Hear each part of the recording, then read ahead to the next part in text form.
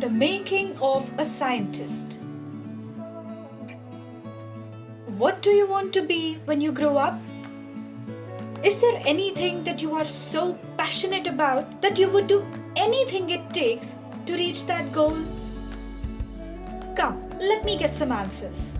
We have heard about many great personalities who have achieved something in life like Bill Gates, Barack Obama, Albert Einstein, Marie Curie, Amitabh Bachchan, and many more.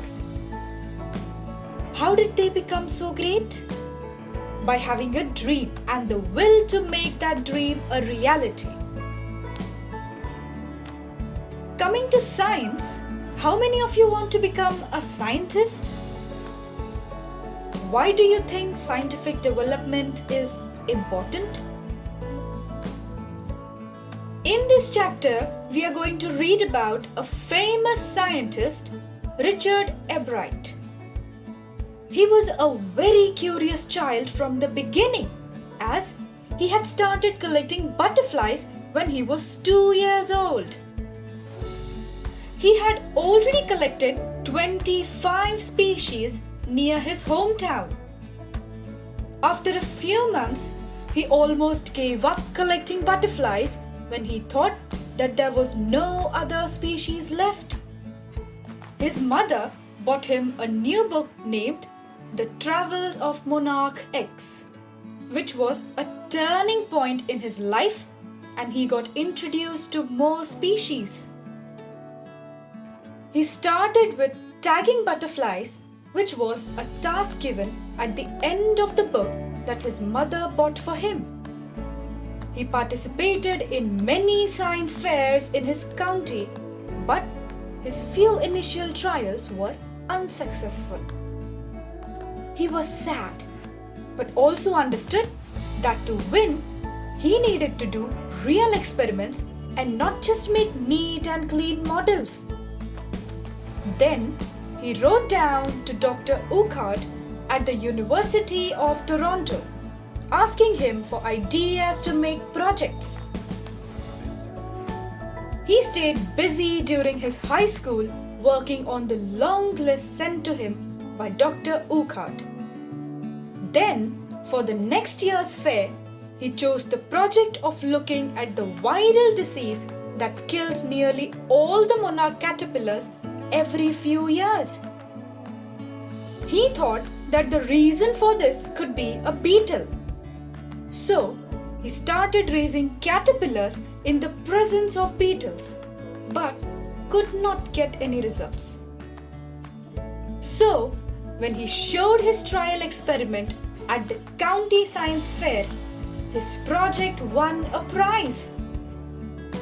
Then, for the next year, he made an experiment to show that the viceroy butterflies copied monarchs. This project also made him win prizes. Then, he started his research as to the purpose of the 12 golden spots on the back of a monarch pupa. In his senior year, he grew cells from the monarch's wing in a culture. He showed that the cells would divide and develop into normal butterfly wing scales. This would be only if they were fed the hormone from the gold spots. That project won first place for zoology at the International Fair. He also worked at the Army lab and at the US Department of Agriculture's lab.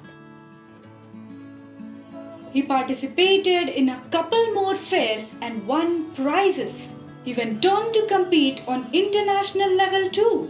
As a high school student, he continued his advanced experiment and finally was able to identify hormones' chemical structure. One day, while looking at the X-ray photos of the hormone, he got the idea of his new theory that tells cells can read the blueprint of its DNA. Abhyaas and his roommate constructed the plastic model of a molecule to illustrate the working of DNA. Abhyaas got the idea for his new theory about cell life. He did so while seeing the X-ray photos of this chemical structure. The photos gave him the answer to one of the biology's puzzles. It was how the cell can read the blueprint of its DNA. DNA is the substance in the nucleus of a cell that controls heredity. It is the blueprint for life. It was a big leap forward and got published in a magazine. He graduated from Harvard with the highest honors. What makes Abhyaas a great scientist is that he did not stop at being good at science. He focused in his overall development also. He participated in various debate competitions and Model United Nations. He focused on not on winning the prize, but he wanted to be the best at the job, says his mentor. For all the right reasons, he wanted to be the best. His revolutionary ideas have got him to try out experiments where his theories could help in treating diseases like cancer. How do you think one can become a scientist, economist, a historian, etc.? Just be reading up loads of information?